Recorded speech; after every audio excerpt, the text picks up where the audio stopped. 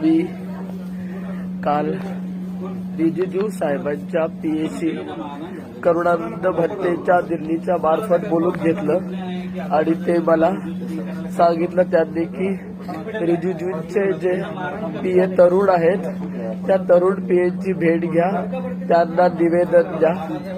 मी त्यांना निवेदन देण्यासाठी चाललो असताना मला आमच्या सिक्युरिटी स्टाफपैकी एक तगडे सिक्युरिटी आहेत त्यांनी अडवलं. मी त्यांना म्हणलो त्यांच्या पीएना सांगितलेलं आहे मी निवेदन द्यायला जात आहे, तरी त्यांनी मला अडवून पाडलं आणि मग सिक्युरिटी ऑफिसर खरात यांनी मला रस्त्यातून उचलून नालीत फेकलं आणि कुत्र्यासारखं दाबून धरलं. माझं काही हो, पण पाली डिपार्टमेंट ऍडेड झालं पाहिजे.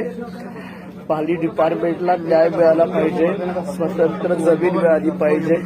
साधू साधू